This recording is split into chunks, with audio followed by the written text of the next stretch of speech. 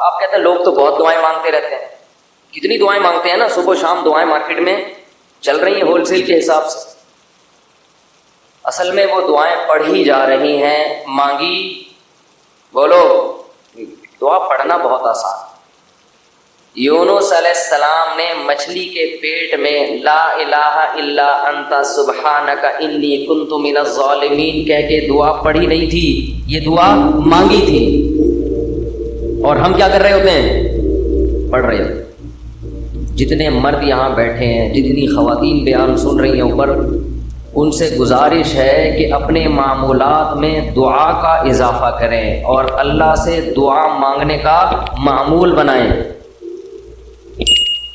دعا مشکل کیوں ہے یہ میں بتانا چاہ رہا تھا. باقی جتنی عبادتیں ہیں ان میں کتنی ٹینشن ہوتی ہے, وضو کرو پھر چل کے آؤ, صبح سحری میں اٹھو, روزہ رکھو. دعا میں تو کچھ بھی نہیں ہے, یوں کرو اور پڑھنا شروع کر دو. اصل میں دعا نام ہے دل کے لگنے کا, جذبے کے ساتھ مانگنے کا. شیطان انسان کو یہ باور کراتا ہے کہ تو مانگتا ہے ملے گا تجھے کچھ بھی نہیں, اس لیے مانگتا ہے ہی نہیں, پڑھتا ہے. کیونکہ جب مانگ رہے ہوتے ہیں نا تو پتہ ہوتا ہے کہ ملنے والا بولو کچھ بھی نہیں. لیکن چونکہ مسلمان ہیں شاید ٹرائی کر کے دیکھتے ہیں, شاید کچھ ہو جائے, تو زبان تھوڑی گھس جائے گی. اس جذبے سے جب دعا مانگی جاتی ہے تو وہ دعا نہیں کہلاتی. دعا کا مطلب یہ ہوتا ہے کہ میں نے جس کے دربار میں ہاتھ پھیلائے ہیں وہ بڑا جواد اور کریم ہے. اور نبی نے فرمایا اللہ کو اس بات سے شرم اور حیا آتی ہے کہ کوئی اس کے سامنے ہاتھ اٹھائے اور اللہ ان ہاتھوں کو خالی واپس کر دے. جیسے علاقے کا سیٹھ ہو, سخی بھی ہو, کوئی بھکاری اس کے پاس آئے اور وہ سیٹھ اسے دھکے دے کے نکال دے تو اسے شرم آئے گی اگر وہ غیرت مند ہوگا. تو اللہ سے زیادہ غیرت مند دنیا میں کوئی بھی نہیں ہے. تو جن کو یہ احساس ہو جاتا ہے نا کہ جو ہم مانگ رہے ہیں وہ مل رہا ہے, تو آپ سوچو ایک بادشاہ نے آپ کو آفر دے دی کہ یار جو 1 گھنٹے میں جتنا مانگنا ہے مانگ لو, میں سب دے دوں گا. تو آپ سارے کام کاج کو چھوڑ کر کس کو فوکس کرو گے؟ بولو. جب تک آپ تھک کے چور نہیں ہو جاؤ گے آپ رٹا لگا کے رکھو گے, مانگتے ہی رہو گے, مانگتے ہی رہو گے. آپ کو پتہ ہے سب مل رہا ہے. دوبارہ مثال دیتا ہوں. وزیر اعظم آ گئے بھی آپ کے پاس, آپ کے گھر پہ عیادت کے لیے, کورونا میں کوئی کیس چل رہا تھا, ایک مثال دے رہا ہوں, ایسا ہوتا نہیں ہے لیکن ونس اپون اے ٹائم. اور اس نے آپ بلکہ بلینک چیک دے دیا آپ کو, کسی سے IMF نے بلینک چیک دے دیا, جتنے پیسے بولو گے مل جائیں. ایسا ہوتا نہیں ہے, مثال دینے پر گورنمنٹ کی طرف سے کوئی پابندی نہیں. تو آپ اس چیک پہ کیا لکھو گے؟ بولو. 5 روپے, 10 روپے, 20 روپے, 30 روپے. وہ کہہ کہ ایک ہی دفعہ بھرنے کی اجازت ہے, دوبارہ آپشن. آپ پتہ کیا کرو گے, جو اس میں ہند سے جہاں لکھے جاتے ہیں نا 9 سے شروع کرو گے, وہ بھی چھوٹا سا 9 لکھو گے تاکہ جتنے 9 اس میں گھسیڑے جا سکتے ہیں میں گھسیڑ دوں. ایسا ہی ہوگا نا, چھوٹا سا 9 تاکہ بینک والا چشمہ لگا کے دیکھے. 9 یعنی 9 ارب 9 کھرب 99 ارب 99 کروڑ 99 لاکھ 99,999. کیا خیال ہے؟ نہیں آ رہی بات؟ میرا خیال ہے 9 کھرب سے بھی زیادہ اگر کوئی ہنسا ہوگا نا وہ بھی گھسڑ دو گے. 9 کھرب سے اوپر کیا ہوتا ہے؟ 99 کھرب. 9 کھرب نہیں, سوری غلطی ہوئی, ایک پورے 10 کھرب کا نقصان ہو رہا ہے. 99 کھرب 99 ارب 99 کروڑ 99 لاکھ 99,999 کا چیک بنا کے دو گے کہ نہیں دو گے؟ بشرطے کہ یقین ہو کہ یہ میں خواب نہیں دے گا, ورنہ بعض دفعہ آدمی کی آنکھ بھی کھل جاتی ہے ایسے موقع پہ. وہ ایک آدمی کی لاٹری نکلی نا, اسی 99 کھرب روپے کی, بہت 5 ارب کی لاٹری نکل آئی. تو جنہوں کی جو کمپنی تھی, جو بھی لاٹری جنہوں نے دی, انہوں نے کہا کہ یار کسی ماہر نفسیات کو بھیجنا چاہیے جو اس کو بتائے کہ تمہاری 5 ارب روپے کی لاٹری نکلی ہے, کیونکہ ایک دم سے بتا دیا تو خوشی سے مر بھی سکتا ہے. تو آرام آرام سے جا کے کوئی نفسیاتی ڈاکٹر اس کی نفسیات کو سمجھتے ہوئے اس کو بتائے گا. نفسیاتی ڈاکٹر کو بھیج دیا. نفسیاتی ڈاکٹر نے جا کے نا اس کو پہلے سمجھایا کہ دیکھ فرض کر لے تیری 1,00,000 کی لاٹری نکل آئے تو کیا ہوگا. خوش ہوں گا میں. 1,00,000 پہ اس نے کہا چلو نہیں مرے گا, ٹھیک ہے نا, اب 1,00,000 سے تھوڑا سا اوپر ہو. اچھا فرض کر 20,00,000 کی لاٹری نکلے. اس نے کہا یہ کروں گا, دکانیں بناؤں گا, یہ کروں گا, ایک پلاٹ خرید لوں گا. اچھا ایسے 20,00,000 سے اوپر آیا, 1 کروڑ تک پہنچا, 1.5 کروڑ تک, 2 کروڑ تک, 3 کروڑ تک. 3 کروڑ میں کیا کرے گا جی, اتنی دکانیں لے لوں گا, بحریہ ٹاؤن میں گھر لے لوں گا وغیرہ وغیرہ. ہوتے ہوتے 5 کروڑ جو اصل تھی نا 5 کروڑ تک آ گیا. اچھا یہ بتا 5 کروڑ کی لاٹری نکلی تو کیا کرے گا. اس نے کہا آدھی تجھے دے دوں گا. یہ سننا تھا ماہر نفسیات کا انتقال ہو گیا. ماہر نفسیات کا انتقال, وہ بیچارہ برداشت نہیں کر سکا یہ خوشی. تو یہ تو میں ایک مثال دے رہا ہوں. 99 کھرب, 99 ارب, 99 کروڑ, 99 لاکھ, 99,999 اشاریہ بھی لگا دے گا کہ 99999. لیکن چونکہ ایسا ہوتا نہیں ہے, IMF کبھی کسی کو ایسے بلینک چیک اس طرح سے نہیں دیتا نہیں ہے. اس لیے ہم یہ سب ہنسی مذاق کی باتیں سمجھی جاتی ہیں. لیکن اللہ کا معاملہ ایسا ہے کہ اللہ نے ہم سب کو بلینک چیک بولو ہے, یہ بلینک چیک پکڑا دیا ہمارے ہاتھ.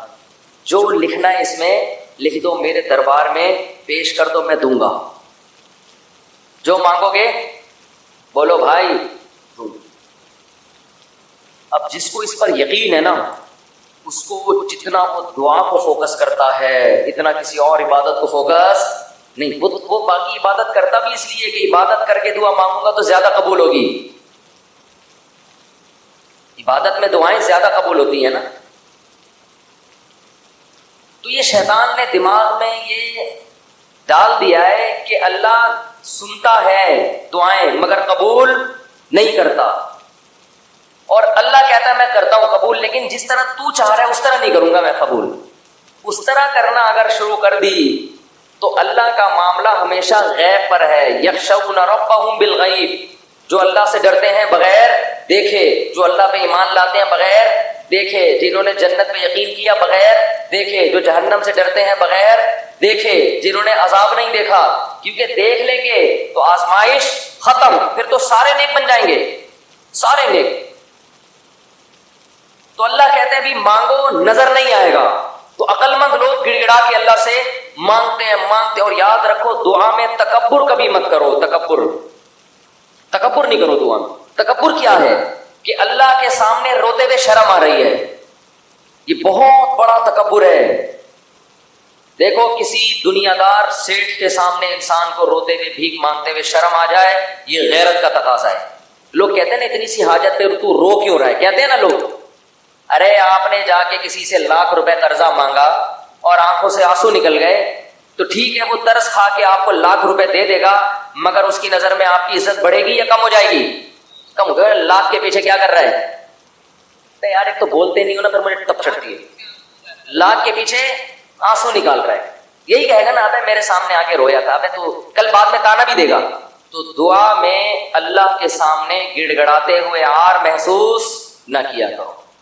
ایک ٹیکنیکل فالٹ لوگوں میں دیکھتا ہوں, میں جب دعا مانگتے ہیں تو منہ پہ یوں کر لیتے ہیں, یوں کر چھپا دیتے ہیں منہ. پتہ نہیں لوگوں سے شرم آ رہی ہے آپ کو, کیا ہو رہا ہے.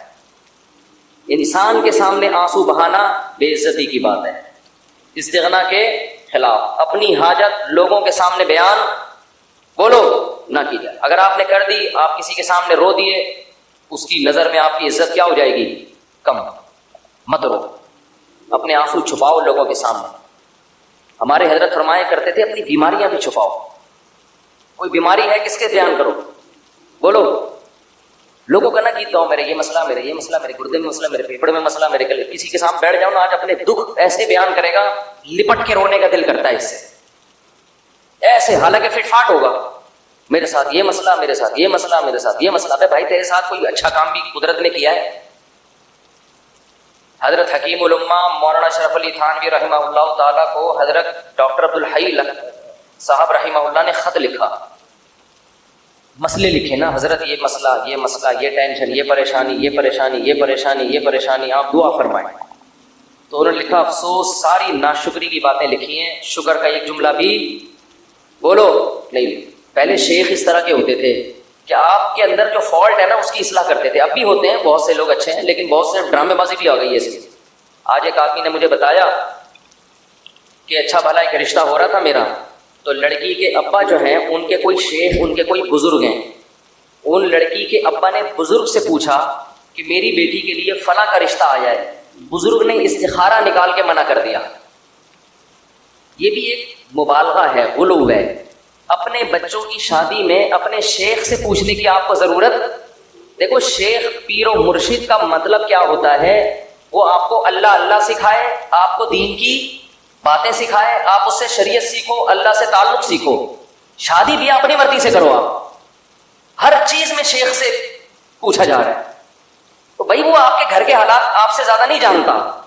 باپ جتنا اچھا بیٹی کے لیے فیصلہ کر سکتا ہے، ماں جتنا اچھا فیصلہ کر سکتی ہے، پیر و مرشد نہیں کر سکتا. پتہ نہیں کیا بنا لیا لوگوں نے پیر و مرشد کو. اپنی شادی بھی پیر صاحب جہاں کہیں گے وہاں ہوں گی، بچے کی شادی بھی پیر صاحب. وہ بھائی پیر ہے یہ تمہارا باپ ہے، یہ خدا ہے. یہ پیر صاحب اللہ اللہ سیکھنے کے لیے، ان کو بولے بس اللہ اللہ سکھائیں، ٹھیک ہے نا. اس کے علاوہ مجھ سے لوگ آ کے، بہت سے عقیدت مند لوگ ہیں مجھ سے آ کے پوچھ رہے ہوتے ہیں میری بچی کا یہ مسئلہ وہاں کر دوں. میں کہتا نہ میں آپ کی بچی کو جانتا ہوں، نہ میں اس کمبخت کو جانتا ہوں معذرت کے ساتھ جس سے آپ کی بچی کی شادی. میں کہاں مشورہ دوں گا، خود فیصلہ کرو بھائی.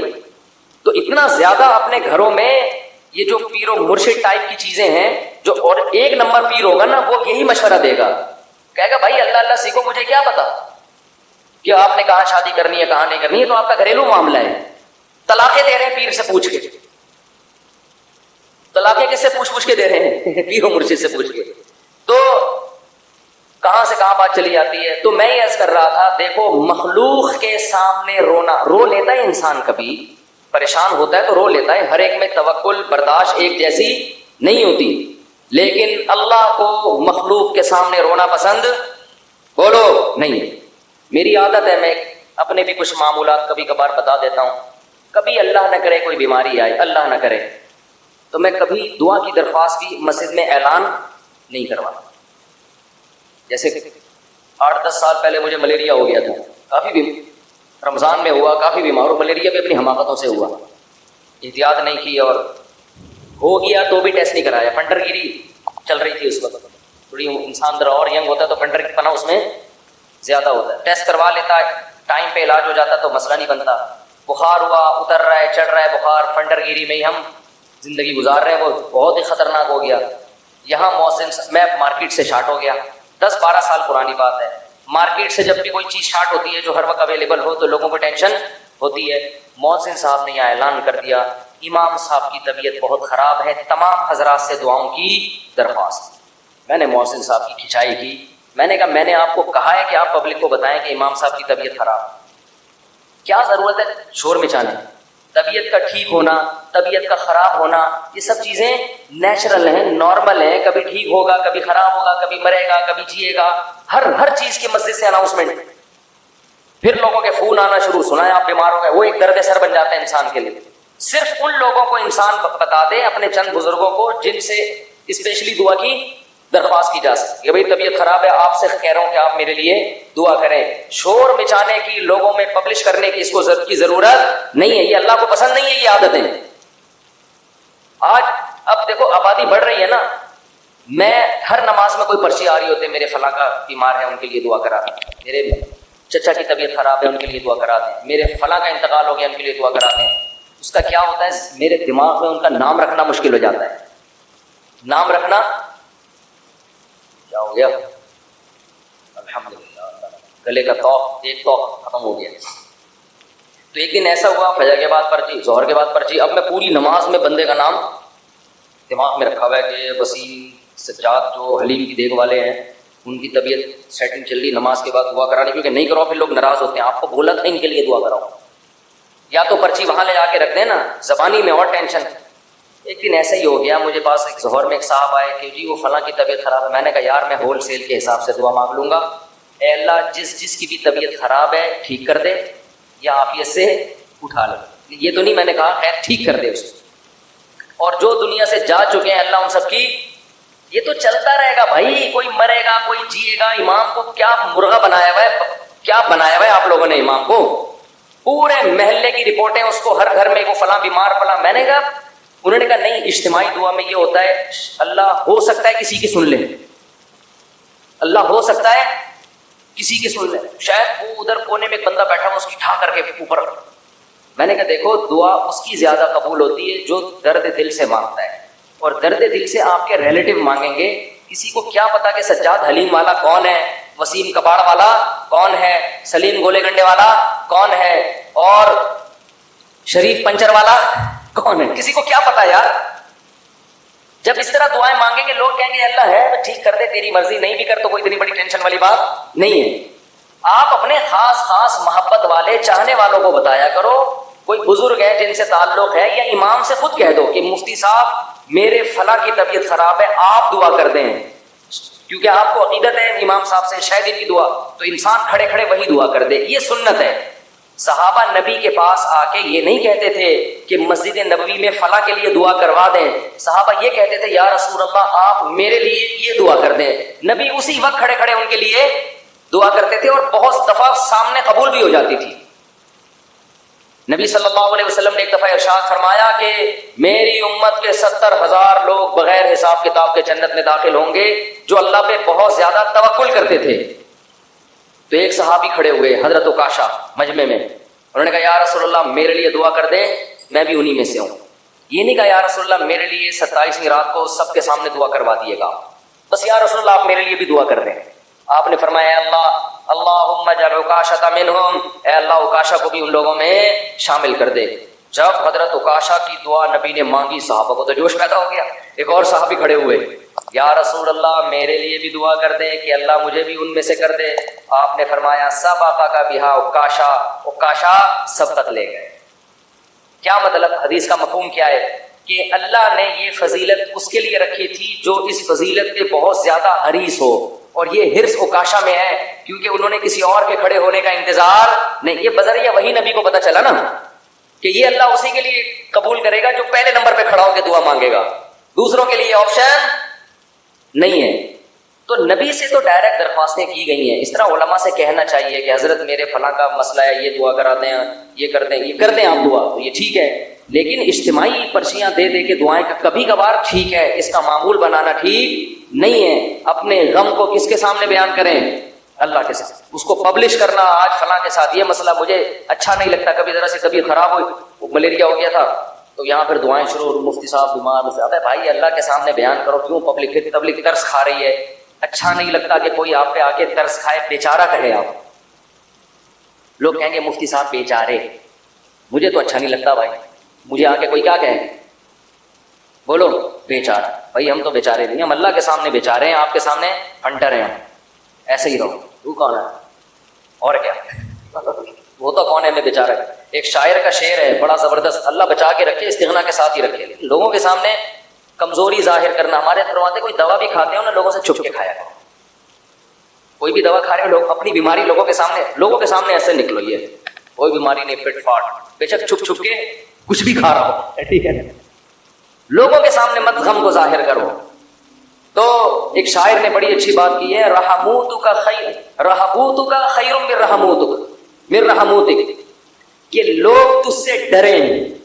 یہ بھی غلط ہے نا، ظالم سے لوگ ڈرتے ہیں نا، لوگ تجھ سے ڈریں، لوگوں کے دل میں تیرا خوف ہو، یہ غلط ہے. لیکن اس سے بہتر ہے کہ لوگ تجھ پہ ترس کھائیں. نہیں آ رہی بات؟ دیکھو دو غلط چیزیں ہیں، لوگ آپ سے ڈریں یہ بھی کیا ہے، غلط. یہ تو ظالم ہونے کی علامت ہے نا، ظلم کر رہے ہو آپ، لوگوں کو ڈرا رہے ہو. لیکن اس نے کہا یہ غلط ہے مگر اتنا نہیں جتنا یہ غلط ہے کہ لوگ آپ پہ ترس کھائیں. یہ زیادہ غلط ہے، یہ آپ کے کمزور ہونے کی، یہ آپ کے